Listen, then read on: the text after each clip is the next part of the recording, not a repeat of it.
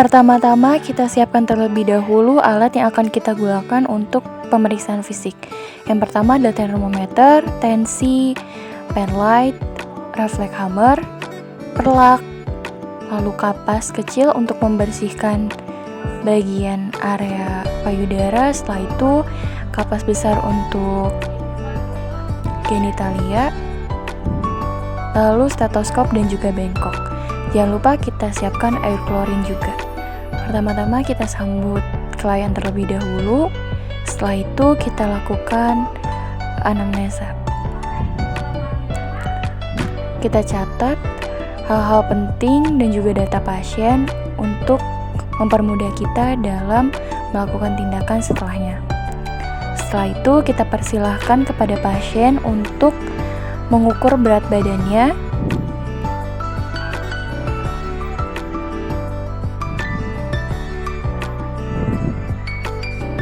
Lalu kita persilahkan untuk mengukur tinggi badan. Setelah itu, kita persilahkan pasien juga untuk memasuki ruangan dan jangan lupa untuk menutup tirai untuk menjaga privasi pasien. Kita persilahkan pasien untuk duduk. Setelah itu, langkah pertama yang kita lakukan adalah menggunakan termometer untuk mengukur suhu tubuh pasien.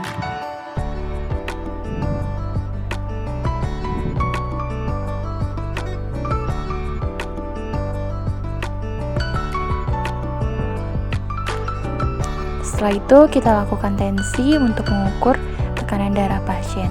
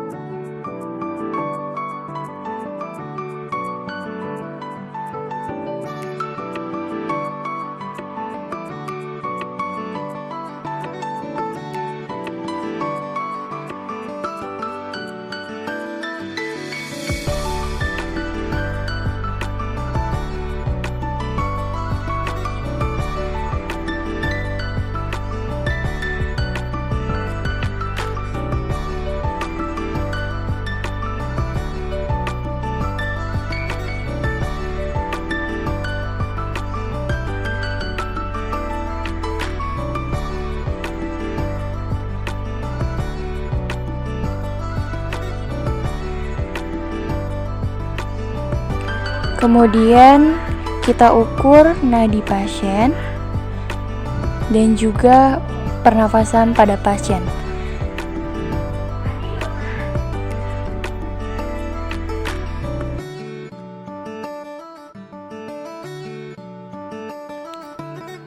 Dan jangan lupa untuk melihat suhu dari pasien yang telah kita periksa.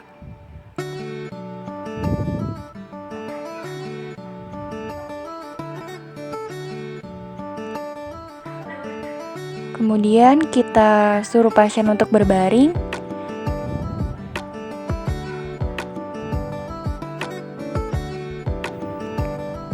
Setelah pasien berbaring, kemudian kita mencuci tangan. Setelah itu memakai sarung tangan.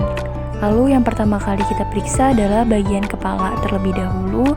Kita periksa apakah ada pembekakan atau tidak.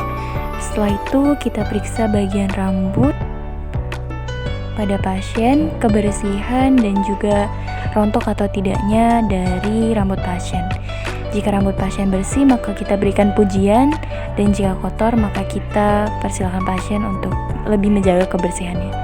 Meminta pasien untuk membuka masker, kemudian kita periksa bagian mata dengan pen light untuk melihat refleks dari mata, setelah itu kefokusan mata.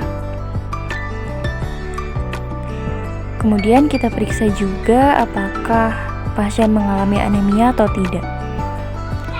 Setelah itu kita periksa bagian hidung pasien ada nodul atau tidak.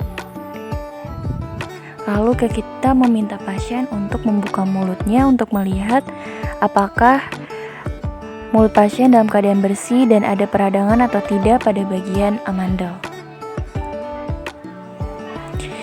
Setelah itu kita periksa bagian telinga jauh terlebih dahulu. Kita periksa kebersihannya. Setelah selesai dilakukan keduanya, maka lalu kita lakukan palpasi pada bagian leher pasien untuk melihat adanya kelenjar tiroid dan juga kelenjar getah bening. Lalu kita meminta pasien untuk menelan sakit atau tidaknya. Lalu kemudian kita lanjutkan dengan pemeriksaan payudara. Kita meminta pasien untuk mengangkat kedua tangannya dan melihat kesimetrisan dari payudara tersebut. Lalu kita lakukan palpasi dan kita tutup bagian payudara yang tidak kita periksa untuk menjaga privasi pasien. Setelah itu kita lakukan palpasi dan tanyakan pada pasien apakah ia melakukan sadari. Kemudian pada bagian satunya lagi kita minta pasien untuk mengangkat satu tangannya. Lalu kita palpasi. Karena keadaan payudara pasien bersih, maka kita tidak perlu membersihkannya. Namun jika sedikit kotor, kita bisa meminta pasien untuk membersihkannya atau kita yang membantunya. Setelah itu kita lakukan pemeriksaan pada bagian perut, periksa apakah ada bekas jahitan atau tidak. Kemudian kita ketuk bagian perut pasien untuk memastikan bahwa pasien mengalami kembung atau hal-hal lainnya. Kita tutup kembali.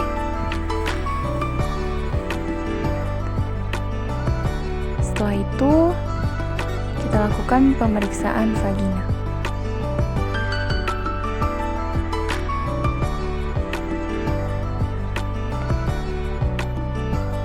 Kita angkat sedikit bokong pasien.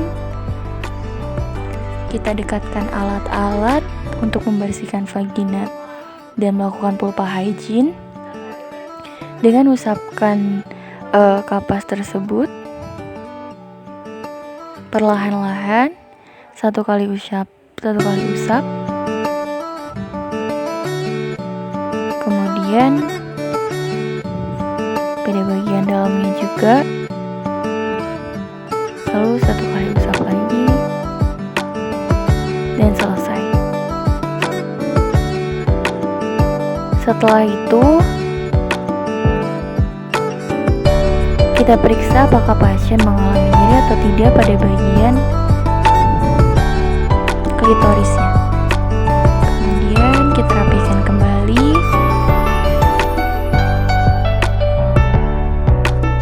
Dan kita meminta pasien untuk menurunkan kakinya. Setelah itu kita lakukan pemeriksaan pada bagian kaki dan lihat ada varises atau tidak.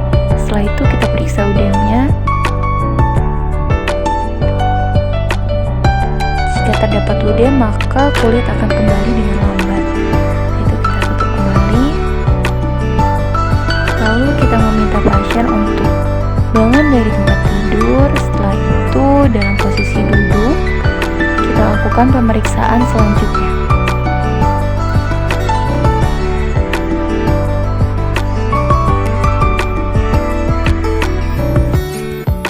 Pemeriksaan selanjutnya adalah refleks patella.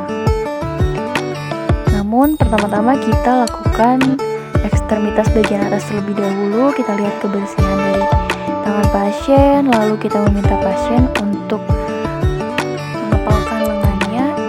Setelah itu kita lakukan minta pasien untuk mendorong kita, apakah dorongannya kuat atau tidak.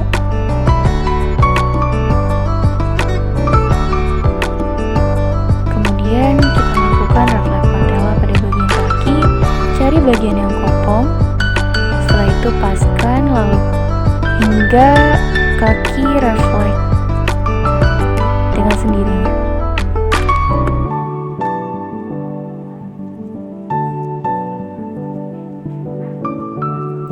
Setelah kita dapatkan, lalu kemudian satu lagi.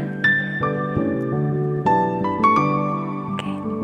Setelah selesai, maka kita kita tutup privasi pasien. Dan lanjutkan pada pemeriksaan bagian punggung pasien.